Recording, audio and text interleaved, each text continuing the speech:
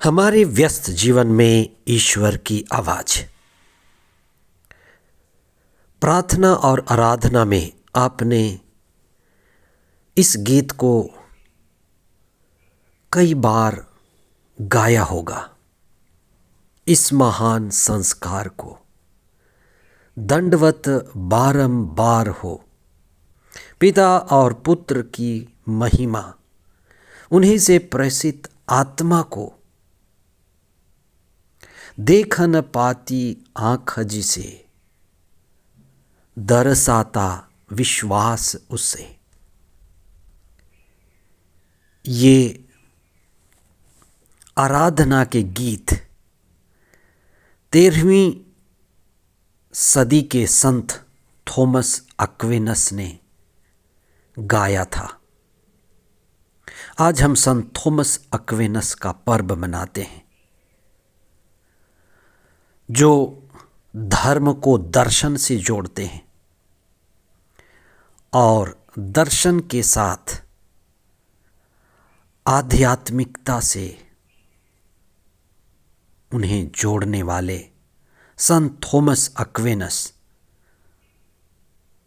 विश्वास की ऊंचाई तक हमें ले जाते हैं। आज हम इन पर चिंतन करें। तीसरा सामान्य सप्ताह 28 जनवरी 2026 बुधवार। पहला पाठ सामुएल का दूसरा ग्रंथ अध्याय 7 पद संख्याएं 4 से 17 तक और संत मार्कुस का सुसमाचार अध्याय 4 पद संख्याएं 1 से 20 तक। ईश्वर जो सृष्टि करता है और उसने मनुष्य को अपने प्रतिरूप बनाया, जो ईश्वर से जुड़ता है उसकी आराधना करता है। ये मनुष्य के विश्वास में, धर्म में प्रकट होता है। लेकिन धर्म तब तक सार्थक नहीं कहा जा सकता जब तक उसमें दर्शन न जुड़े। धर्म और दर्शन और आध्यात्मिकता के समन्वय को खोजने वाले संत थॉमस एक्विनस थे। वे संत थे, एक धार्मिक व्यक्ति थे, लेकिन वे दार्शनिक भी थे। उन्होंने धर्म को दर्शन से जोड़ा और दर्शन से एक ऊंची आध्यात्मिकता को बढ़ावा दिया। धर्म धर्मांध हो जाता है यदि उसमें दर्शन नहीं जुड़ता। दर्शन अपने आप में रस रहित है जब तक उसमें भक्ति और आध्यात्मिकता का रस नहीं मिलता। इसलिए जो गीत उन्होंने गाया है इस महान संस्कार को, वह वास्तव में स्तोत्र ग्रंथों का निचोड़ है। राजा दाऊद ने या स्तोत्रकार जिन्होंने स्तोत्र गाया है, उन्होंने ये बताया कि हमें कैसे प्रभु के संग जुड़ना है, कैसे प्रार्थना करनी है, कैसे हमारे शरीर को, मन को ईश्वर के साथ जोड़ना है।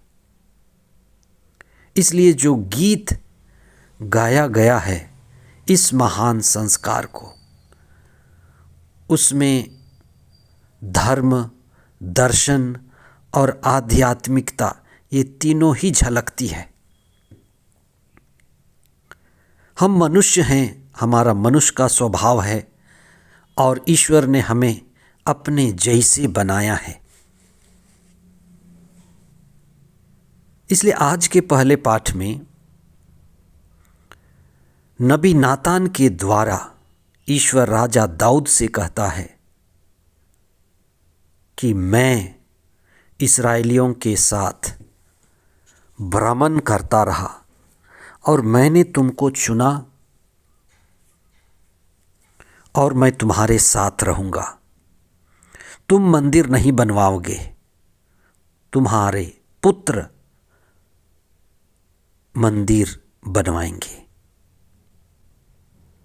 ईश्वर राजा नियुक्त करता और आदेश देता है। आज के सुसमाचार में प्रभु ईसा अत्यधिक प्रभावशाली शिक्षा देते हैं बीज बोने वाले के दृष्टांत के द्वारा, और दृष्टांतों का भी उद्देश्य बताते हैं। सुसमाचार लेखकों ने दृष्टांतों का अत्यधिक प्रयोग किया है और दृष्टांतों का प्रयोग करते हुए एक सवाल पूछा गया है कि ईसा क्यों दृष्टांतों में ही बोलते थे, और जवाब मिलता है कि देखने वाले अंधे हो जाएं, जो दिखता है वो छिप जाए। ईश्वर अपनी प्रज्ञा को, ईश्वर ज्ञान को छिपाता है, वह उससे सस्ते में नहीं बांटता। इसलिए प्रज्ञा सस्ती नहीं है, हमें ईश्वर को ढूंढना और खोजना पड़ता है, कीमत चुकानी पड़ती है। इसलिए जब हम प्रभु को समर्पित होते हैं, संत थॉमस एक्विनस जैसे व्यक्ति, उनका व्यक्तित्व चाहिए। वे कहते हैं कि जब हम प्रार्थना करते हैं तो आनंदित होकर प्रभु के पास जाएं, आनंद मनाते हुए जाएं, गीत गाते हुए जाएं, उल्लास और उत्साह में जाएं। दूसरा, वे कहते हैं कि हम प्रभु के पास झुकें, समर्पित हों, आनंदित होते हुए जाएं, समर्पित होकर झुकें। झुकना प्रार्थना है। और आखिरी बात, वे कहते हैं कि हम ईश्वर के आदेश को मानें। जब हम समर्पित होते हैं, प्रभु हमें अपना आदेश देते हैं, हम उनका आदेश पूरी करें। इसी के लिए हमारा ये जीवन है। इसलिए हमारी प्रार्थना आनंद भरी हो, हमारी प्रार्थना समर्पित हो, झुकने वाली हो, और हमारी प्रार्थना की चरम सीमा ईश्वर की मर्जी पूरी करनी हो।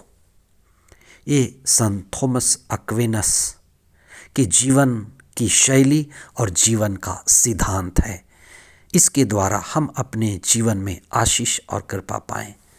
आमीन।